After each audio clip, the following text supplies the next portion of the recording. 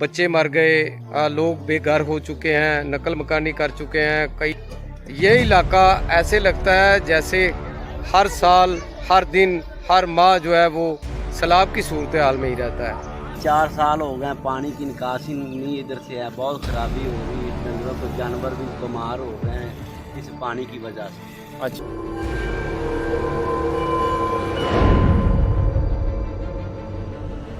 नाजरीन, आप देख रहे हैं मेरा ऑफिशियल चैनल मलक आरफ ऑफिशियल। और मैं इस वक्त एक गांव में मौजूद हूँ। ये कसूर के नवा में मौजूद है, बस्ती फैज़ शाह इसे कहते हैं। तो एक तरफ मुल्क के बेशतर इलाकों में सैलाबी जो सूरत हाल है वो बड़ी ख़तरनाक पोजीशन इख्तियार कर चुकी है। लोग बेघर हो चुके हैं, नकल मकानी कर चुके हैं, कई लोगों के जो है वो जानवर डूब चुके हैं, उनकी मईशत भी तबाह हो चुकी है, साथ में खाने पीने का उनका निज़ाम भी दरम बरम हो चुका है। बच्चे मर गए, मवेशी जो है वो मर गए, लाखों करोड़ों रुपए का नुकसान हो गया और वो बेसरोपा बेचारे अपनी ज़िंदगी गुजार रहे हैं। तो मैं इसी तनासब से आज बात करूंगा। बस्ती फैज़ शाह में मौजूद हूँ। ये इलाका आप देख सकते हैं जहाँ पे आजकल सैलाबी सूरत हाल है वो तो अब जाके पेश आई है, लेकिन ये इलाका ऐसे लगता है जैसे हर साल, हर दिन, हर माह जो है वो सैलाब की सूरत हाल में ही रहता है।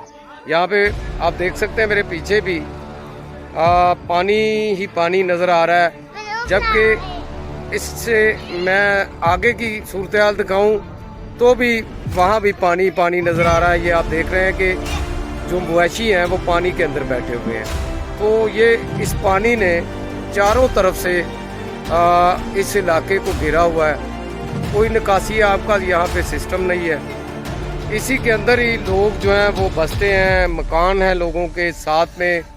यहाँ के मकीन जो हैं, जो माल मवेशी पाल कर दूध धोकर जो है वो गुजारा करते हैं, इसी से ही अपने घर का चूल्हा चलाते हैं। वो यहाँ पे आप देख भी सकते हैं, यहाँ पे गाय का दूध धोया जा रहा है। तो यहाँ पे जब हमारी मकीनों से बात हुई, यहाँ के रहायशियों से, तो उनका ये कहना है कि जब सियासतदानों ने वोट लेने होते हैं तो तब हमारा ख्याल आ जाता है, यहाँ पे पहुँच जाते हैं और अपने वोटों के लिए वो झूठे वादे भी करते हैं, बड़े बड़े दावे भी करते हैं कि हम आपकी गलियाँ भी बनवाएंगे, हम आपकी सीवरेज जो लाइन है वो भी बिछाएंगे, नालियाँ भी बनवाएंगे, सड़कें भी बनवाएंगे, लेकिन बाद में जो है वोट लेकर नज़र नहीं आते। तो पानी का कोई निकासी आपका सिस्टम नहीं है।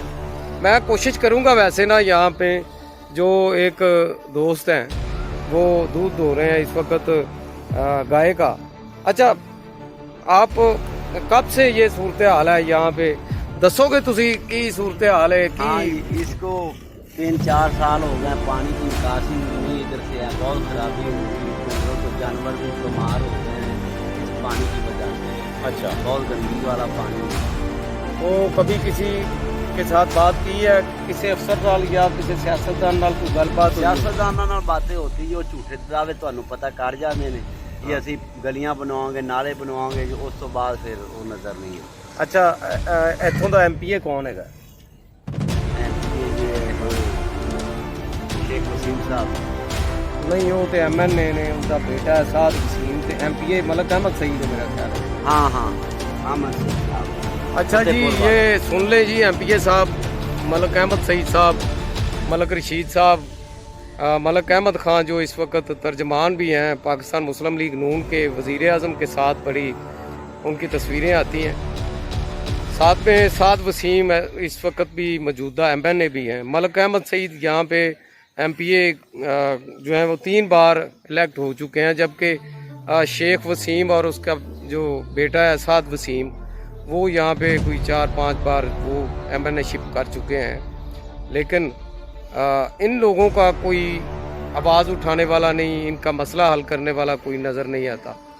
तो सैलाब की सूरत हाल तो इधर भी है, कोई आज की नहीं, बल्कि इनका कहना है कि कई सालों से यहाँ पे यही सूरत हाल है। चारों तरफ पानी पानी रहता है। घरों के पानी भी जो है वो भी निकासी आपका सिस्टम नहीं है, जबकि जब बारिशों का पानी होता है वो भी यहाँ पे ही जमा हो जाता है, कहीं आगे पीछे नहीं होता, जिसकी वजह से इनके जो मकान हैं वो ज़ेरे आब आ जाते हैं, मकान गिर जाते हैं। ये देख सकते हैं आप, वो दीवार के साथ पानी जो है वो दीवार को भी ख़राब कर रहा है। इसी तरह ही सारे मकान जो हैं इनके ख़राब हो जाते हैं, बाद में गिर जाते हैं, इनका लाखों रुपए का नुकसान हो जाता है। ऐसे यहाँ पे बीमारियाँ फैल जाती हैं, किसी को कोई परवाह नहीं, ना कोई life stock, building department, local government, ज़िला कौंसिल, बल्दिया, कोई इदारा इनकी सुनने वाला नहीं है। ऐसे लगता है जैसे ये पाकिस्तान में ही नहीं रहते। और इनका कहना है कि हमें तो इंसान ही नहीं समझा जाता, हमारे साथ तो जानवरों जैसा सलूक किया जा रहा है। तो इस पे वज़ीर-ए-आज़म पाकिस्तान मियाँ शहबाज शरीफ को भी नोटिस लेना चाहिए और इस्लाह अहवाल के इक़दामात करने चाहिए। बहुत शुक्रिया।